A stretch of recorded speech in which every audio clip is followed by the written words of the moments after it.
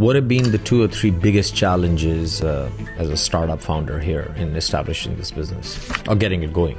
No, that's a very good question, because I think I have some personal challenges for sure, and there are some challenges that come with the ecosystem.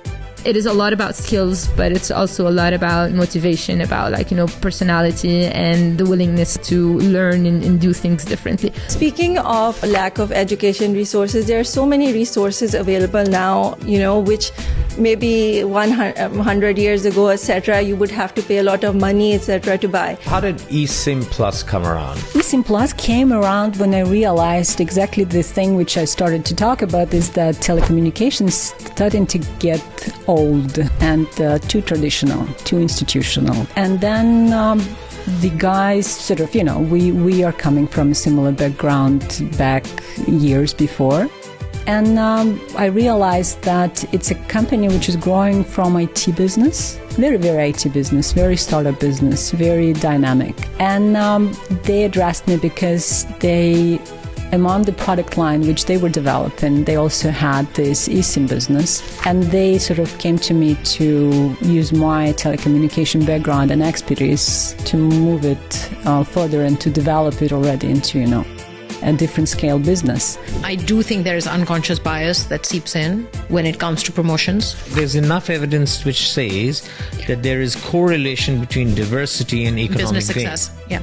Right? So even if you're being incredibly selfish... So women spend more on the Kareem Super App than men do.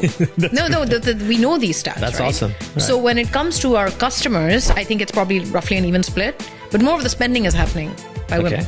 Right?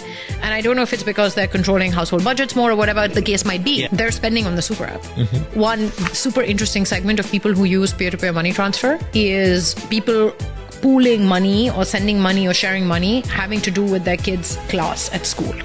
In some way, shape or form. Okay. We're collecting a class fund for the teacher's birthday. We're collecting a class fund for XYZ, but it is a fact that it's mums that are doing more of this than fathers are. So point being, it makes business sense, right?